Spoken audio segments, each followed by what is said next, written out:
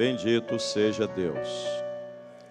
Nós saudamos a toda a congregação, todos os nossos irmãos e aqueles também que nos visitam. Desejamos a todos a paz do Senhor Jesus. Os convidamos para que estejam em pé e abram a palavra do nosso Deus no livro de Êxodo, capítulo 13, leremos a partir do versículo 17. Êxodo, capítulo 13, leremos a partir do versículo 17. Que diz a palavra do nosso Deus: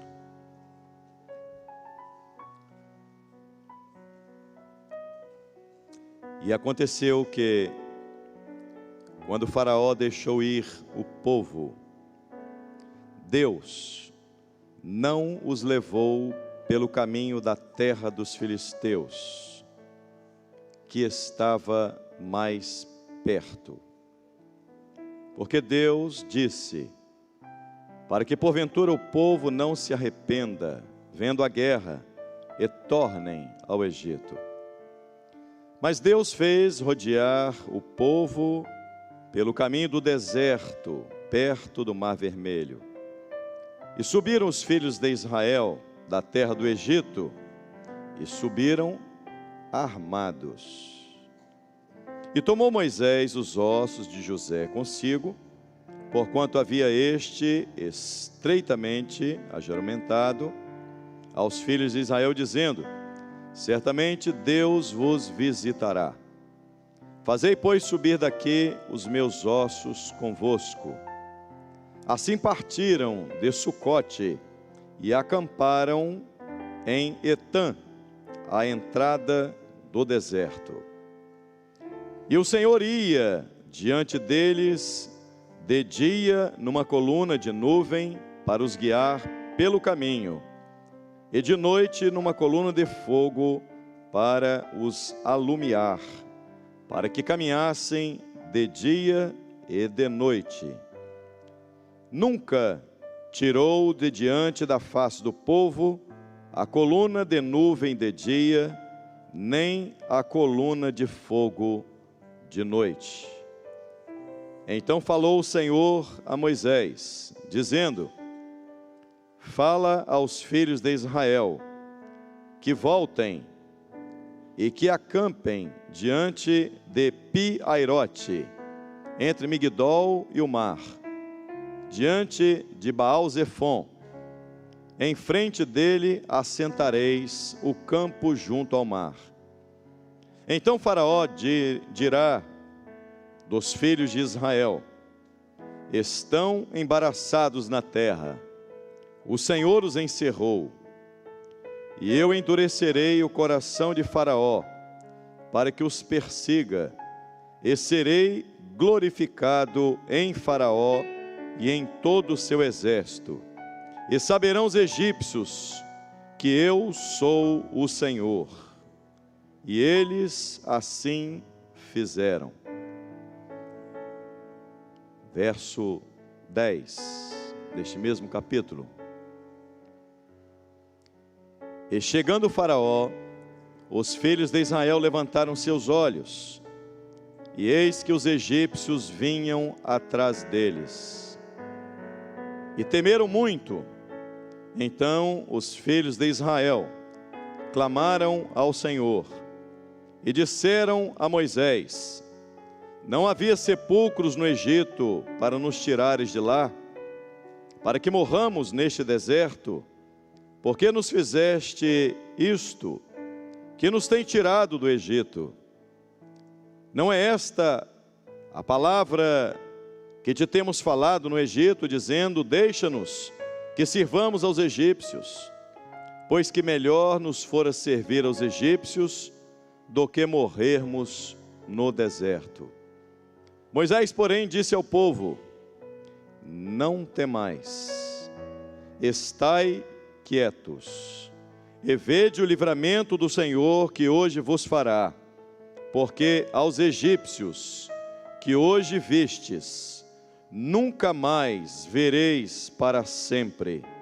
O Senhor pelejará por vós, e vos calareis. Porque então disse o Senhor a Moisés: por que clamas a mim? Diz aos filhos de Israel que marchem. Até aí, irmãos. A igreja pode sentar-se. Por que clamas a mim? Diz aos filhos de Israel que marchem. Meus amados, esta talvez seja uma das histórias mais belas da Bíblia, porque não há nada mais belo do que o dia em que um povo, após viver debaixo do chicote e do domínio de outro povo, não há nada mais glorioso do que um povo que passou 430 anos da sua história vivendo como escravos, e de repente chegou o dia que eles haviam ouvido os patriarcas falar desse dia. Abraão transmitiu a Isaque que Deus lhes daria uma terra que mana leite e mel. Isaque transmitiu a Jacó que Deus os colocaria na terra. Jacó, com seus 12 filhos, em um momento de fome na terra, eles entraram na terra do Egito, e diz a Bíblia que ali a família de Jacó foi crescendo. Deus havia mudado o nome de Jacó para Israel, e aquele grupo, aquele pequeno grupo de pessoas que havia entrado no Egito, os anos foram se passando. E à medida que os anos foram se passando, Israel, quando entrou no Egito, lembra os irmãos que quem era o governador do Egito era José, filho de Jacó. Então a família de Jacó entrou no Egito, e o cargo mais alto que havia no Egito era ocupado por um filho de Jacó. Então aparentemente, quando eles entraram no Egito, tudo era maravilhoso. Só que José veio a morrer. Faraó, que conhecia José e a sua família, outros faraós vieram substituindo.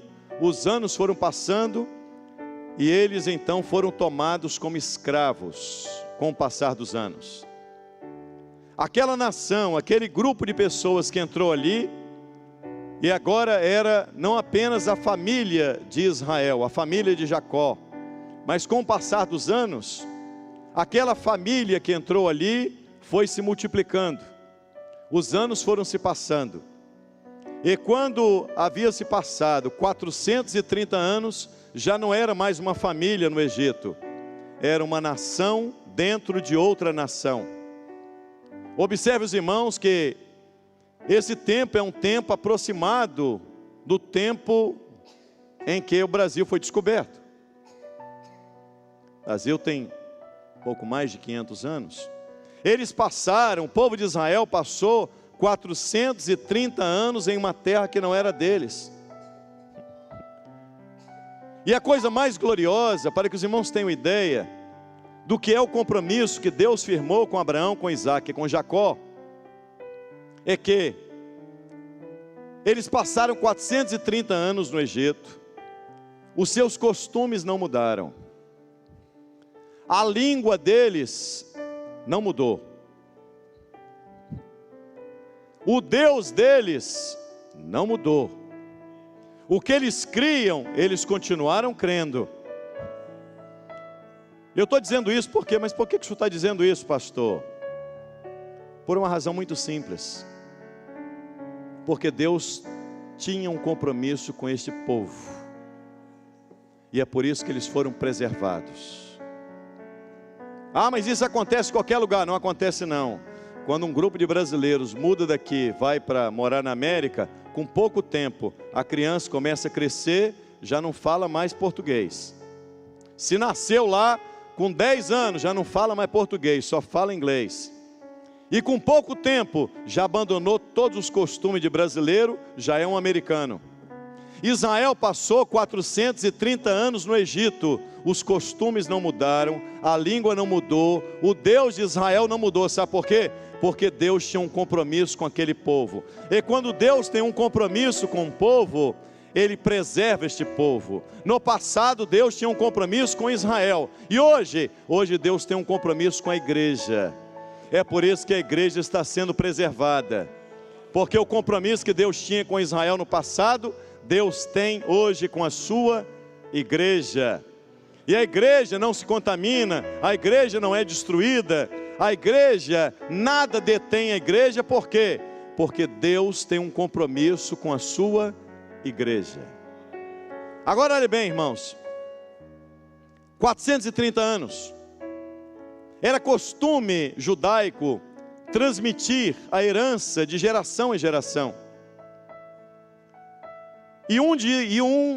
O pai dizia para o filho, porque havia recebido do seu pai também, dizendo: meu filho, nós estamos aqui no Egito, mas aqui não é o nosso lugar.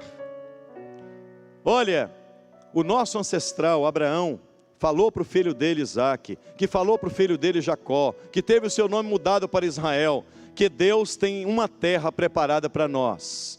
Então, meu filho, todo israelita crescia com essa cultura: nós estamos aqui, mas em breve nós sairemos daqui, porque aqui o Egito não é o nosso lugar. Há uma promessa de Deus para o seu povo. Meus amados, é assim que temos que criar os nossos filhos. À medida que as gerações vão entrando na igreja, nós criamos nossos filhos dizendo: estamos aqui no mundo, mas em breve sairemos do mundo, seremos arrebatados, entraremos nas mansões celestiais, porque o mundo não é o habitado da igreja. A igreja vai entrar nos portais celestiais, porque é a promessa que Deus fez para a igreja. 430 anos vivendo debaixo de promessas, 430 anos ouvindo o bisavô, o tataravô, o avô, os pais, dizendo: vamos sair, um dia vamos sair, um dia vamos sair. De repente o dia chegou. Imagine aquele dia, quando Moisés anunciou ao povo dizendo: chegou o dia da saída. Chegou o dia da saída.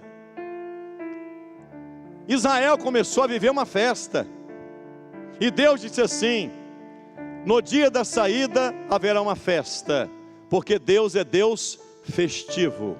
Se tem uma coisa que o Deus de Israel gosta, é de promover festas.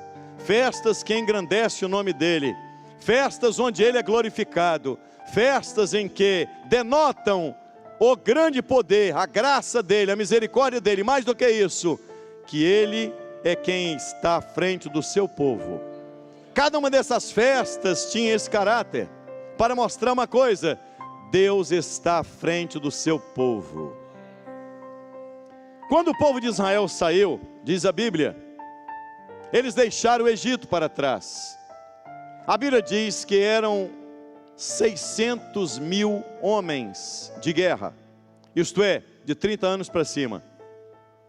Então, se de 30 anos para cima tinha 600 mil homens, estima-se que o povo de Israel tinha, na sua totalidade, aproximados 3 milhões de pessoas, entre mulheres, crianças, adolescentes, jovens e idosos. Era um grupo grande.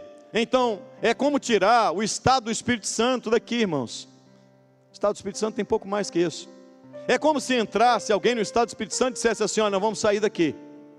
3 milhões de pessoas, sem internet, sem WhatsApp, sem e-mail,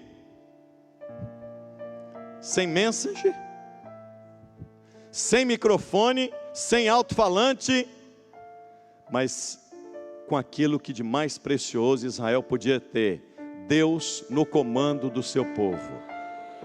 Quando Deus está no comando, aquilo que é impossível começa a acontecer. E aquele dia da saída, então Israel estava se preparando, Israel ia sair. Quando Israel saiu do Egito, Israel saiu a passos lentos, bebês de colo, pessoas idosas, adolescentes. 3 milhões de pessoas, ninguém não caminha em velocidade, eles vão caminhando. Era aquele grupo enorme que ia caminhando, ia saindo. E a Bíblia diz assim, eu quero voltar para o texto, que diz assim: e aconteceu que quando Faraó deixou o povo sair, presta atenção, Deus não os levou pelo caminho mais curto.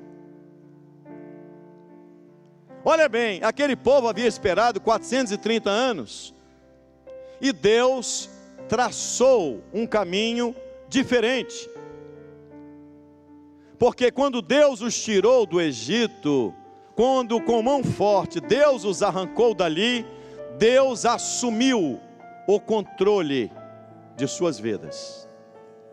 Deus não apenas tirou Israel do Egito, Deus traçou um caminho para Israel. Então, quando Deus te tirou do mundo, Ele não apenas te trouxe para a igreja, Ele traçou um caminho para você, onde você vai andar nesse caminho. Esse caminho não é o caminho mais perto das coisas.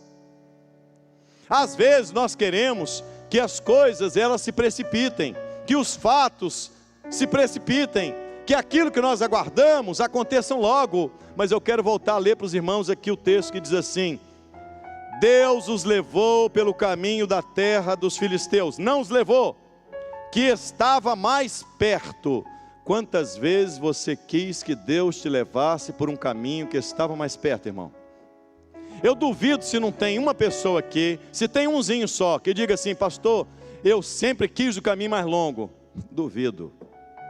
Todos nós, sempre, se dependesse de nós, nós íamos escolher o caminho mais curto, mais rápido, aquele caminho onde nós chegaríamos mais depressa. Mas Deus não age assim, porque Deus ia mostrar uma coisa para Israel: Israel, aprende uma coisa, o caminho mais longo é eu quem traço. Aquilo que você aparentemente não está entendendo, irmão, você pode estar muito tempo na igreja e dizer: há quanto tempo eu estou esperando isso? Você já ouviu algum crente dizer isso ou não? Ah, eu estou esperando na igreja há muito tempo. Sabe por quê? Porque Deus não quis te levar pelo caminho mais curto, só por isso. Ah, mas o Senhor podia antecipar as coisas. O Senhor sabe, primeiro, Ele conhece a sua estrutura, Ele sabe o que você suporta, o que você não suporta. Ele conhece o caminho, porque quem traçou o caminho é Ele, e Ele conhece o inimigo que você vai ter que lutar. Então Ele não vai te levar por qualquer caminho, sabe por quê? Porque o perigoso dele antecipar, pular etapas, queimar etapas, é você não suportar e dizer: quero voltar para o Egito. E Deus não quer que haja isso nos seus lábios. Você nunca vai pronunciar isso, meu irmão: quero voltar para o mundo, porque no mundo eu era mais feliz. Felicidade é ter Deus guiando a sua vida. Felicidade não é ter caminho mais curto, felicidade é ter caminho, ainda que seja mais longo, mas Ele está no controle, Ele está no comando, Ele tem as rédeas, é Ele que vai determinar. Quem fez o caminho foi Deus. Você está muito desejoso, né? Ah, Senhor, apressa logo, traz logo a bênção. Olha, eu vou dizer uma coisa, vou confessar diante dos irmãos: se tem uma coisa que eu oro é para Deus encurtar. Mas quantas vezes eu paro e diante desse versículo eu digo: eu estou igual a Israel. Deus quis me levar por um caminho mais longo. Eu posso até não estar entendendo porque Ele traçou um caminho mais longo. Só tem uma coisa: Ele não é como nós. E Ele não faz isso para você sofrer, não. Ele faz isso para você não desistir. Ele faz isso para você nunca querer retroceder. Ele faz isso para você nunca querer voltar para o Egito. Porque toda a preocupação de Deus é: eu te libertei do Egito, eu não quero que você volte nunca mais para lá.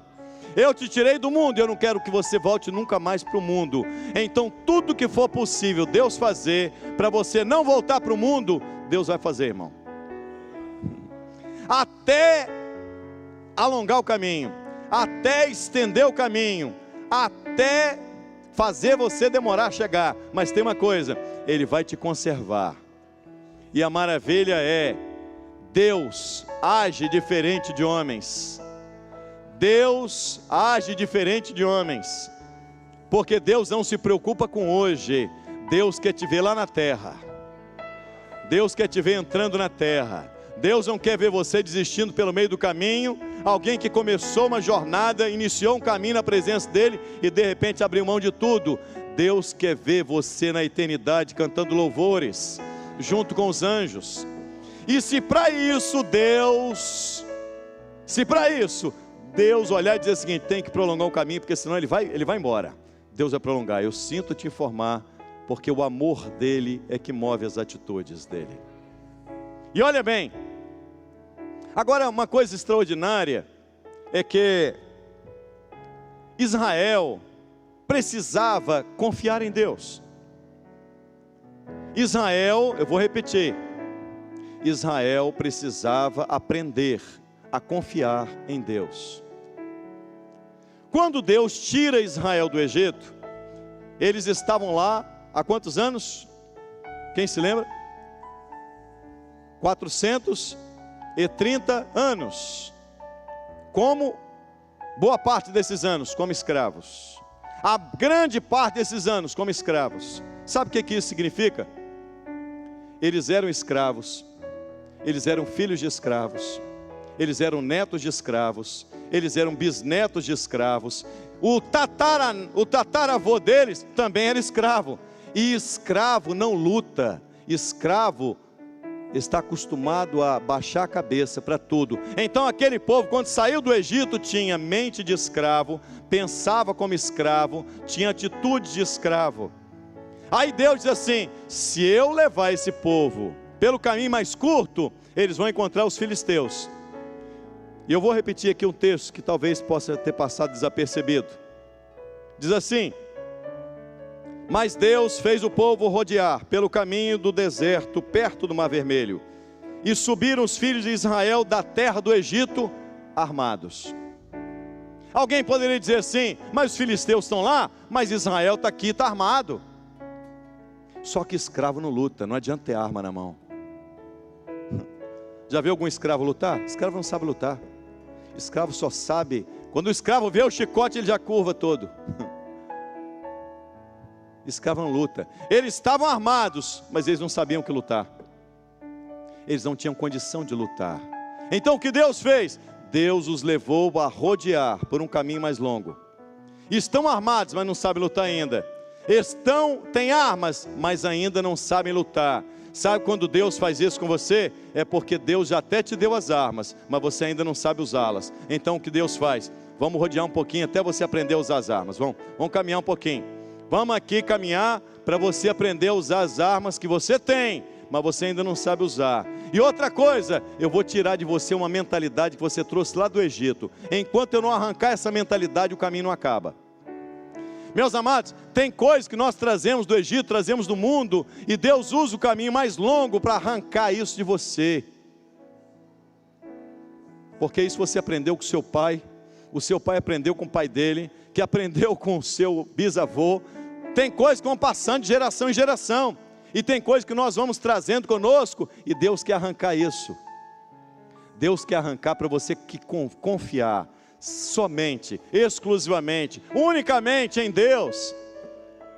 Deus quer que você entenda uma coisa: eu não apenas te tirei do Egito, não apenas te tirei do mundo, eu tomei as rédeas da sua vida e eu vou te levar para onde eu quiser. Ainda que demore, eu vou estar no comando da sua vida.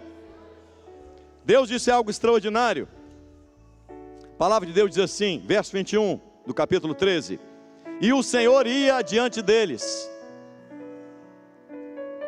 Olha o que diz a Bíblia: e o Senhor ia diante deles de dia numa coluna de nuvem para os guiar pelo caminho, e de noite numa coluna de fogo. No verso 22 diz assim: nunca tirou de diante da face do povo a coluna de nuvem de dia, e nunca tirou a coluna de fogo à noite. Sabe o que isso significa? Que Deus nunca deixou de estar à frente do seu povo. O caminho pode ser longo, irmão, mas dá glória. Sabe por quê? Porque Deus está à frente. O caminho está longo, mas dá glória, glorifica, porque Deus está à frente. Ele nunca deixou Israel, nunca. porque Deus é responsável. Deus não simplesmente tirou o povo e disse assim: agora caminha do jeito que você quiser. Não, eu tirei, mas quem vai determinar os seus passos sou eu. Você vai andar onde eu traçar. Mas vai demorar, Deus, vai.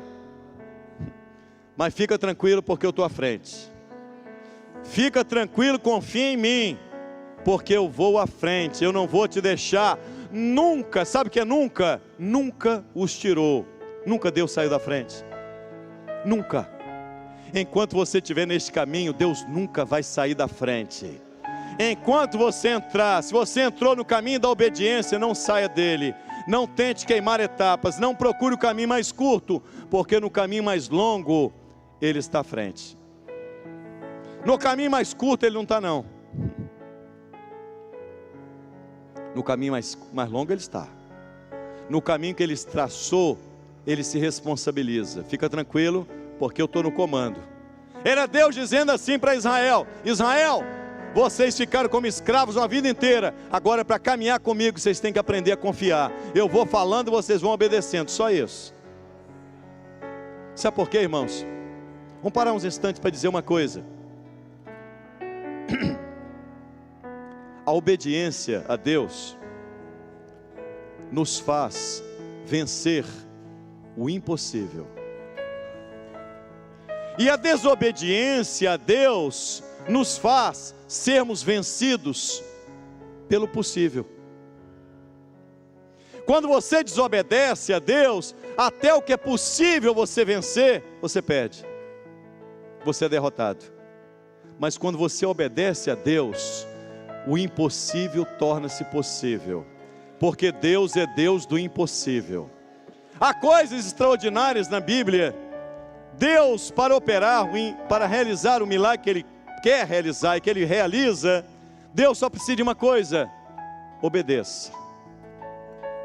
Deus, eu não estou entendendo nada, eu não sei por que o Senhor fez me dar essa volta, eu não estou compreendendo o que o Senhor está fazendo na minha vida. Obedeça, porque Deus está te tirando do campo do possível e te levando para o campo do impossível.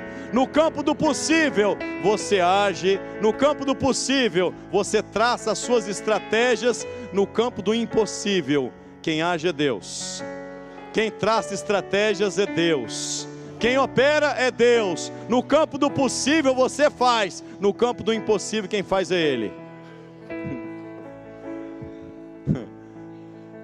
A palavra de Deus diz assim, esse texto é lindo, capítulo 14. Olha o que Deus diz: falou o Senhor a Moisés, dizendo: fala aos filhos de Israel que voltem. Vou repetir, irmãos, para vocês entenderem. Olha bem, quem ia à frente do povo era Deus. Através de quê? Da coluna de nuvem durante o dia, coluna de fogo à noite. Aí Deus foi, coluna foi caminhando, o povo atrás, caminhou, o povo atrás. De repente Deus chamou Moisés e disse assim: Moisés, diz o povo para voltar um pouquinho. Aí o povo diz assim: vem cá, Deus não disse que estava à frente? Estava. Agora está mandando a gente voltar? Será que ele errou? Será que Deus foi conduzindo a gente, Moisés, e de repente passou a entrada, ele esqueceu o caminho, e ele mandou a gente voltar? Deus já te mandou voltar alguma vez, irmão? Deus já fez você rodear um caminho mais longo, e de repente quando você estava lá, Deus disse assim: volta um pouquinho. Senhor, eu não estou entendendo nada, o caminho já foi mais longo do que eu imaginava ser, e de repente o Senhor mandou eu voltar. É, para voltar. Às vezes nós não sabemos porque Deus manda a gente voltar, mas Deus tem um propósito. Se Ele mandou você voltar, volta. Se Ele mandou você dar um passinho para trás, dá. Sabe por quê? Porque Deus tem vitória nesse passo para trás. Deus está operando alguma coisa, porque no campo do impossível você não entende nada. No campo do impossível só quem entende é Deus, irmãos. No campo do impossível nós confiamos. No campo do possível nós fazemos. No campo do impossível quem faz é Deus. Você simplesmente confia. Deus me trouxe até aqui, agora Ele mandou eu voltar. Eu não estou entendendo nada, mandou voltar. Estou voltando atrás, estou voltando aquilo que eu já passei por aqui. Mas Deus mandou você voltar, então volta. Pode voltar, irmão. Confia nele. confia nele. Se ele mandou você voltar, se você acha que tem alguma coisa voltando, se você acha que tem alguma coisa demorando, começa a dar glória, porque ele vai glorificar o nome dele de uma maneira singular. Você pode não estar entendendo nada, mas Deus mandou você voltar, volta, porque ele vai realizar algo maravilhoso. Algo glorioso está por acontecer. Tem coisa grande por acontecer. A palavra de Deus diz assim: voltem e acampem diante de Pi-Hairote, entre Migdol e o mar, diante de Baal-Zefon, em frente dele assentareis o campo junto ao mar. Sabe que você tira, sabe qual a lição que você aprende na Bíblia? Primeiro, tem tempo de caminhar, tem tempo de voltar, tem tempo de baixar acampamento, fincar as estacas. Foi isso que Deus mandou a Israel. Deus disse assim: volta, e não apenas volta, arma a barraca aqui, arma o acampamento aqui. Israel não estava entendendo nada. Sabe por quê? O que Deus fez é algo difícil de ser compreendido. Deus mandou Israel voltar diante de Pi-Hairote, diante de Baal-Zefon, e à frente tinha o Mar Vermelho. Atrás, o exército de Faraó chegando. Sabe o que Deus fez com o povo? 3 milhões de pessoas, anciãos, crianças, bebês, adolescentes. Deus disse assim: acampa. De repente, quando Israel olhou para trás, de um lado cercado, do outro lado cercado, à frente o Mar Vermelho, Deus colocou Israel em um beco sem saída. Você está num beco sem saída, irmão? Tem alguém aqui? Tem alguém que Deus está conduzindo e de repente você olha, você não vê solução para a esquerda, você não vê solução à direita, você não vê solução atrás, o inimigo vem atrás de você, diante ao Mar Vermelho, você não tem como você entrar. Você olha e diz assim: estou cercado, estou perdido, minhas esperanças acabaram, Deus me levou. Eu acho que eu não entendi muito bem aquela revelação. Olha, pastor, oraram por mim na igreja, Deus deu uma visão ao irmão, eu não estou entendendo nada. Sabe por quê? Porque eu obedeci e estou aqui nessa luta, estou cercado, o problema aumentou, o inimigo vem atrás e vai me destruir. Aí sabe o que Israel fez? Israel chamou Moisés e disse assim: Moisés, não tinha sepultura suficiente no Egito, não tinha lugar para enterrar a gente lá no Egito, era melhor morrer lá do que morrer aqui. O povo estava desesperado, eles estavam achando o seguinte: Deus, o Senhor traça umas estratégias que está dando tudo errado na minha vida. Olha, Deus, era melhor eu ter ficado lá no mundo. Sabe por quê? Porque no mundo eu traçava as minhas estratégias. Lá eu era escravo, o pecado me dominava, os vícios me dominavam. Mas tem uma coisa, lá quem mandava sou eu. E você vai entender uma coisa: lá fora quem mandava era você, aqui quem manda na sua vida é Deus. Aqui quem vai determinar o que Ele quer para você é Deus. Você pode não estar entendendo nada, mas se Ele está à frente de você, Ele vai glorificar o nome dEle. Naquele momento que você acha, não tenho saída, porque é muito fácil, irmãos. Quando você vê uma saída, lá na frente você nem dá glória a Deus, sabia? E Deus precisa de cercar o crente. Ele diz assim: deixa eu cercar, vou cercar ele, vou tirar tudo quanto é tipo de saída dele. Quando ele estiver cercado e olhar e dizer: não tem mais saída, agora chegou a minha vez. Chegou a minha vez para agir. Se você não vê mais saída, chegou a vez de Deus agir. Porque enquanto nós vemos saída, quem age somos nós. Mas quando você não vê mais saída, só tem uma. Agora você tem que confiar. Ou você confia, porque não tem mais saída. Oh, glória a Deus, hein? Aleluia! Aleluia! Deus disse a Israel: acampa, porque não tem mais saída. Mas eu vou mostrar ao meu povo que eu sou a saída. Se o meu povo confiar, o meu povo vai ver o meu milagre. Meus irmãos, era muito difícil. De um lado Migdol, do outro lado Pi-Hairote. atrás o exército de Faraó, na frente o mar vermelho. O povo olhava para o lado, olhava para o outro, olhava assim, não tem para onde ir. Não tem para onde ir. Deus enxerga caminho onde você não enxerga. Deus vê solução de problemas onde você não consegue enxergar. Você pode olhar para as águas do Mar Vermelho e dizer, não tem jeito não, nós vamos morrer nessas águas. E Deus olha e diz assim, é nessas águas que eu serei glorificado.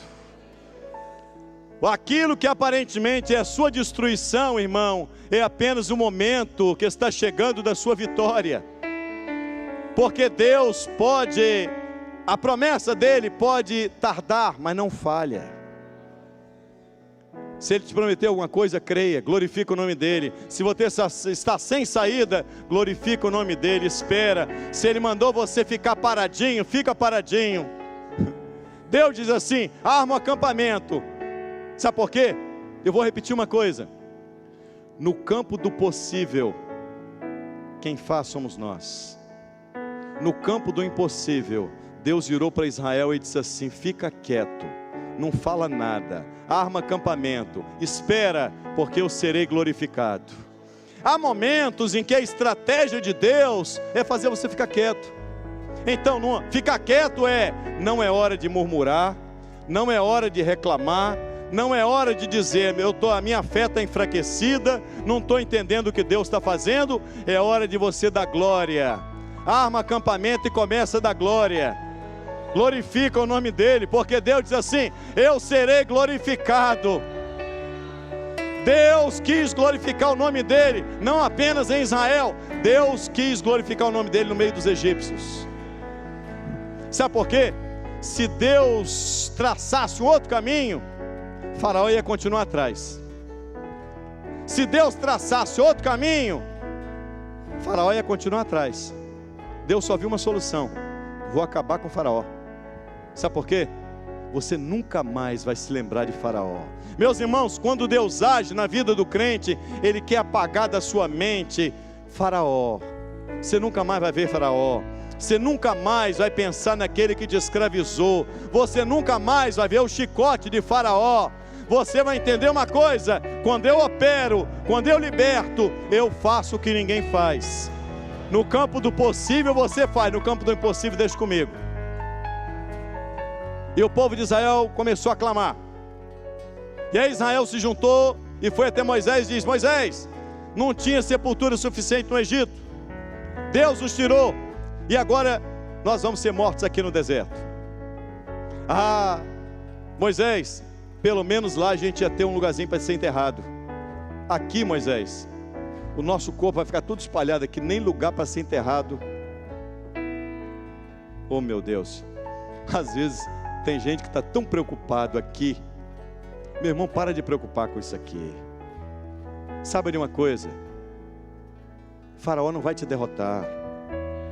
O inimigo pode tentar na sua escola, na faculdade, no ambiente que você trabalha. Ele pode até tentar, mas ele não tem poder para te derrotar. Ele pode até te ameaçar, mas ele não tem poder para te derrotar. Porque Deus está à frente. Deus mandou você acampar, acampa. Fica quietinho. Aí de repente, o povo começou a clamar. Está o povo clamando. Deus tem misericórdia. Deus tem misericórdia. Deus deu uma ordem a Moisés e disse assim, Moisés, diz uma coisa para o povo, manda o povo parar de clamar e marchar. Tem hora para clamar, tem hora para sorrir, tem hora para dar glória, tem hora para chorar, tem hora para você orar, mas tem horas que você vai, desmancha o acampamento, porque a hora da vitória chegou. Deus estava dizendo assim, diga ao povo que para de clamar, e agora começa a marchar. Olha que coisa maravilhosa, irmãos. Deus não disse assim, desfaz o acampamento e começa a andar. Não. Desfaz o acampamento, diga ao povo que marche. Quem anda, você andava lá fora. Quando Deus te trouxe, Ele te fez exército dele. E exército não anda, exército marcha. Nós vamos marchar para a vitória. Nós vamos marchar para a vitória. E quando o exército inimigo te ver marchando para a vitória, ele vai olhar e dizer o que o Faraó disse: estão embaraçados. Deus não sabe o que fazer. Deus colocou Israel num beco sem saída. É hoje que a minha vitória vem. E Deus está dizendo: é hoje que eu serei glorificado em Faraó. Quando as lutas estiverem grandes, dê glória. Se Deus está à frente da sua vida, dê glória. Se Deus está no comando da sua vida, dê glória. Se você está num beco sem saída, dê glória. Porque Deus deu uma ordem a Israel dizendo: diga ao povo que pare de clamar e agora comece a marchar.